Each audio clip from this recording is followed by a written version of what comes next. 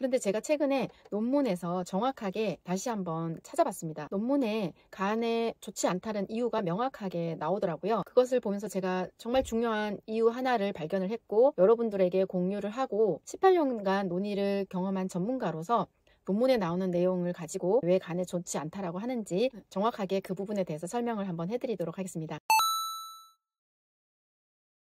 논이 주스가 좋은 건 알겠는데 아기한테 먹어도 돼요? 라는 질문을 저는 18년간 받아왔고 저는 항상 같은 대답을 합니다. 그런데 제가 지금까지 공식적으로 이 부분에 대해서 이야기하지 않은 이유는 의사 선생님들이나 또 약사 선생님들이 논문을 근거로 이야기를 하시는데 굳이 제가 그것을 반론을 제기하면서까지 싸울 필요까지는 없다는 생각이 들어서 딱히 공식적인 이야기는 하지 않고 1대1 상담을 할 때 말씀을 드리거나 그렇게 해왔습니다. 그런데 제가 최근에 논문에서 정확하게 다시 한번 찾아봤습니다. 논문에 간에 좋지 않다는 이유가 명확하게 나오더라고요. 그것을 보면서 제가 정말 중요한 이유 하나를 발견을 했고 여러분들에게 공유를 하고 단순히 간에 좋지 않다라고만 생각할 수 있어서 18년간 논의를 경험한 전문가로서 논문에 나오는 내용을 가지고 왜 간에 좋지 않다라고 하는지 정확하게 그 부분에 대해서 설명을 한번 해드리도록 하겠습니다. 그래서 제가 찾아본 논문을 말씀을 드릴게요. 논이가 간 독성을 일으킨다는 논문에 대한 것을 먼저 설명을 드릴게요.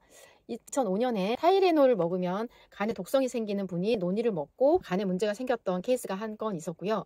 그 다음에 62세 여성에서 급성 간염이 생겼는데 그때 간의 독성의 원인을 연구한 결과 안트라키논이라는 성분이 원인이라고 밝혀졌습니다. 2006년에도 24세 여성에서 간 부전이 생겼다가 중단 후에 정상으로 회복된 사건이 하나 있었고요. 2008년도에도 권장량보다 하루에 240ml 이상을 먹고 피로와 항달이 생겨서 중단하고 회복했던 사례가 하나 있었고요.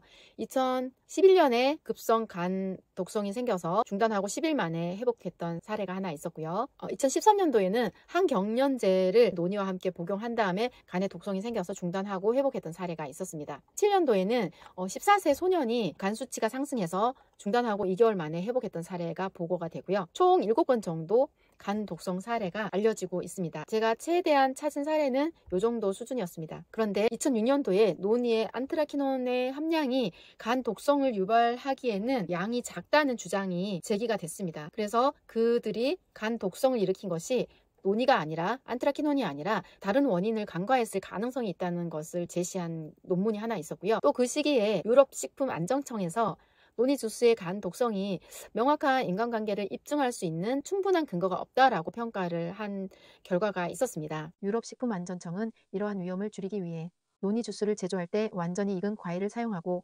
껍질과 씨앗을 제거할 것을 권장합니다. 그렇지만 개인의 특성이 있을 수 있다는 경고가 있었고요. 만약 먹다가 이상 증상이나 문제가 생긴다면 중단하시고 의료 전문가와 상담을 받아보시면 좋을 것 같습니다. 그러면 반대로 논이 주스가 좋다는 근거의 논문을 한번 살펴보겠습니다. 2008년과 13년도에 쥐를 대상으로 간 손상 유발을 한 다음에 간이 손상이 되는지 실험을 한 것이 있는데요. 오히려 간 손상이 감소가 되고 또 산화 스트레스가 줄어들고 염증이 억제되는 결과물이 나타났다고 합니다. 그리고 10년도에 당뇨 유도 간 손상 실험에서 혈당이 감소하고 또 간 기능이 오히려 개선됐다는 보고가 있고요. 2022년에는 염증의 감소, 또 간 기능 개선, 인슐린 저항성이 완화되고 또 산화 스트레스가 줄어들고 장내 미생물이 개선되는 효과가 나타났다고 합니다. 한 연구에서 90일간 논이 주스를 섭취한 참가자 중 94%가 건강이 개선되었다고 느꼈으며 80% 이상이 전반적인 건강 상태가 좋아졌다고 보고했습니다. 그리고 미국의 유명한 네일 솔로몬이라는 박사가 있는데요. 존스 홉킨스 병원의 의사입니다. 그리고 WHO 국제 영양 컨설턴트로 활약을 하던 닥터신데 논이 생명의 기적을 얻는다라는 책이 있습니다. 여기에 1900년대 말부터 임상 연구와 논문 자료들이 포함이 되어 있는데요. 이 책에 보면 질환의 효과를 보았다고 한 사람의 퍼센테이지가 나와 있습니다. 제가 간단하게 불러보겠습니다. 암 증상의 완화 67%, 신장질환 증상의 완화 80%, 뇌졸중 58%, 당뇨 2형 83%, 에너지 보강 91%, 성생활의 활력 88%, 근육 강화 71%, 비만의 경우 체중 감소 72%, 고혈압 87%, 담배를 끊게 된 58%, 관절염 증상 완화 80%, 두통 같은 통증 감소 87%, 우울증 증상 완화 77%, 알레르기 증상 완화 85%, 소화기능 향상 89%, 호흡이 좋아짐 78%, 수면 장애 개선 72%, 흐릿한 머리가 맑아짐 89%, 안정된 감정 상태 유지 79%, 주의력 향상 73%, 신장 기능 기능 개선 66%, 스트레스 잘 대처함 71%, 이렇게 보고가 되었습니다. 네일 솔로몬 박사가 이야기하는 그 논의의 질환에 대한 장점들은 정말 많이 있습니다. 그 부분이 말하는 당뇨, 암, 우울, 만성 통증 같은 것들이 또 어떻게 좋은 결과들이 나타났는지 기회가 된다면 사례를 소개해 드리도록 하겠습니다. 그리고 수많은 사람들이 경험하고 질문한 것 중에 논의는 안전합니까? 라는 질문에 이분의 대답은 안전합니다. 수천 년 동안 세계 각지에 살았던 수십만 명의 사람들이 안전하게 논의를 사용해 왔습니다. 그리고 임산부와 수유부, 어린이, 노인들까지도 안전하게 사용할 수 있습니다. 라고 답변을 주셨습니다. 또 질문에 논의를 복용하는데 부작용은 어떻습니까? 라고 했을 때 대부분의 사람들은 논의로 인한 부작용을 보이지 않습니다. 다량을 복용한 경우에라도 말입니다. 1500년 전부터 원주민에서 시작해서 현대까지 수십 년 전부터 수백만 명이 먹는 논의가 팔려나갔는데요. 지금까지 연구 결과로 간에 문제가 있다고 알려진 것이 총 7건 전후입니다. 제가 찾은 것은요, 적어도.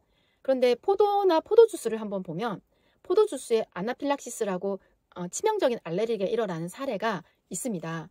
그 사례만 해도 굉장히 많다는 보고가 있고요. 우리가 흔히 먹는 타이레놀 있잖아요. 타이레놀 같은 경우에 간 독성 사례를 보면 연간, 이 자료가 2020년 자료인데 응급실을 방문한 건이 56,000건, 입원을 한 것이 26,000건, 사망이 458건이 보고됐습니다. 과다 복용 후 간 독성 발생이 먹는 사람의 12%에서 13%, 간 부전으로 진행한 것이 2%에서 5%, 또 사망률은 0.2에서 0.5% 이렇게 나타났습니다. 스테로이드의 부작용은 더합니다. 더 엄청납니다. 네이버나 구글에 한번 검색을 해보시면 치명적인 부작용이 많이 나옵니다. 그런데 그 부작용은 중단한다고 해서 쉽게 해결되지도 않습니다. 그런 것들에 비하면 이 노니수수가 우리 인간에게 미치는 좋은 영향에 비해서 그 개인의 특성에 의한 간의 문제에 나타나는 그 비율을 봤을 때 우리 속담이 있죠. 구더기 무서워서 장 못 담그나 하는 그 속담이 생각이 납니다.